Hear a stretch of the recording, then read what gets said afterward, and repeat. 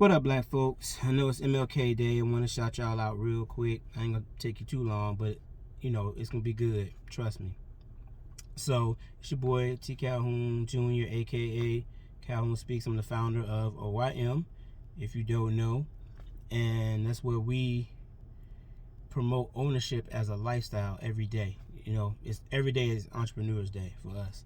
And we really always want to promote ownership. And to own your masters means you first own what you consume, 2, own what you produce, and 3, own land or property where people want to live, even if that's not where you want to live. So those are the 3 things that we promote consistently, particularly amongst black folks. So to get into my story, I'm listening to the full audio of MLK's speech. Now, you should know that every year I watch the video, the last 3 minutes or so. You can find video of the last 3 minutes on YouTube pretty readily, but you can't find video of the whole speech. So this is the speech he gave in Memphis the night before he was assassinated, I think at the Mason Temple. In this speech, he was saying some things that I had never heard him say, which gave context to why you could see in the video he was so clearly aware of his demise. It was, and I always been stricken by like how someone could just continue to push forward, knowing full well that the end was near. And so you could just feel, I get chills literally every time I watch it, like I never seen it before. So anyway, I'm watching it. I'm listening to the audio today of the full speech, and there's a couple of things that jumped out at me. But one of the things that he said, which is not rocket science and not something that we all don't already know, and multiple people said, but it really jumped out at me today, was his understanding that we really had to come together. He put it in biblical terms, like Pharaoh would always try to divide the slaves and keep them fighting against each other, because that's the way to keep the slaves from overturning, Pharaoh in the kingdom or whatever. And so what I got from that, and what he went on to say, was we have to work together. And he was also really talking, like almost 60 years ago, talking about economic empowerment and banking black and shopping black, getting insurance with black businesses, and not just having a city in, but also a bank in, an insurance in. Like, he was really just talking about like really pooling our money together and doing things 60 years ago. I just imagine what if we had listened to that, where we would be right now. But the thing that really jumped out at me is, why is it that 60 years later we're still having that conversation with far more resources, far to some degree less immediate in your face restrictions, although obviously racism still exists systemically and systematically.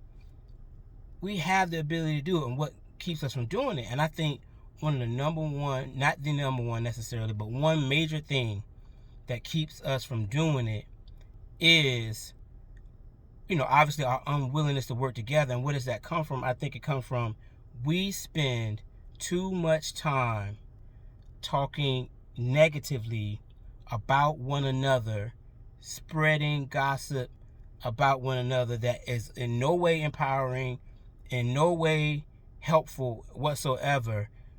We have all the time in the world to do that.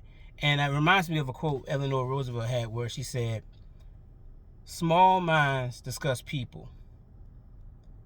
Average minds discuss events. But great minds discuss ideas."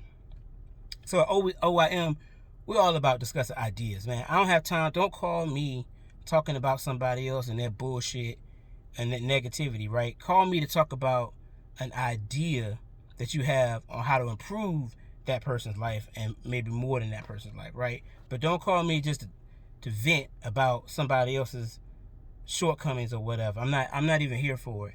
And so I've been seeing all these challenges pop up on IG, Facebook. I don't really do TikTok, but I think that's pretty much where they mostly originate.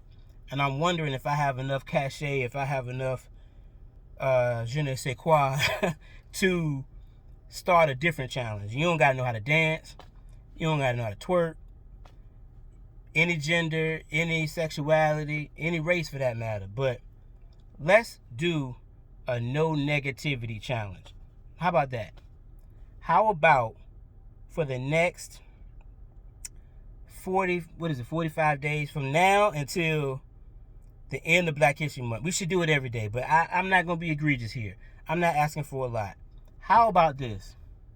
For the rest of this month and the rest of February, how about we don't call anybody else, we don't text anybody else, we don't email anybody else, we don't DM or inbox anybody else to talk negatively about another black person for the next 45 days, from now to the end of Black History Month. I want to issue a no negativity challenge. If you have something, and here's how you know if the gossip, I'm okay with positive gossip, but this is how you know if gossip is part of negative. If you wouldn't say what you are saying about someone with the same energy that you saying it to somebody else without feeling away or knowing they wouldn't feel away, then it's negative. If you can't go to that person and say it just like you saying it to somebody else, then it's negative. Cut the bullshit. Cut it out. Right? Like, call that person to deal with it or shut the fuck up about it. Right? Because we don't really have time with what we're going through as a country to be sitting around talking about, oh, I don't like her teeth messed up, I don't like him, he stink, or his breath stink, whatever the case may be. If you don't like him, leave him the fuck alone. But don't motherfucking sit on the phone and talk about people all day. There's plenty of shit to do. We got a lot of work to do in this National Day of Service. So maybe we should be spending more time talking about how to solve problems than we do talking about the problems we have. So, that said, this is my great mind proposing an idea. A no negativity challenge. Don't call anybody. Don't text anybody. Don't receive calls. Somebody calls you doing that, shut it down. Tell them call that person. Tell them go tell that person about it. So, I'm asking you and asking all of us, and before I go, guys, don't even sit here and act like it's always the ladies. I read about this. Guys, we are engaging in just as much gossip as everybody else, and it is often negative. So, as it turns out, ladies spend more time gossiping about neutral. It's neutral gossip. It's not really positive or negative. They just talking. Of course, they talk more than us. But we gossip just like them. I'm asking that it is either net neutral or positive gossip for the next 45 days. A no negativity challenge. Own your masses. I can't let you go without letting you know that we running a sale also during that same period of time. Freedom 40 is the code. You can go to bit.ly/own-your-masters. You can go to truthbetold/own-your-masters. That truth is with a 7 like on my cap. And go there. All the hoodies are 40% off with the code Freedom40. And a portion of all those proceeds will go split between Thurgood Marshall and what's the other private one? United Negro College Fund. I got a lot going on, so forgive me. But yes, so no negativity challenge. Please share this. Please engage in a no negativity challenge. Let's see how many ideas we can come up with, as I know we all have great minds. Peace and love.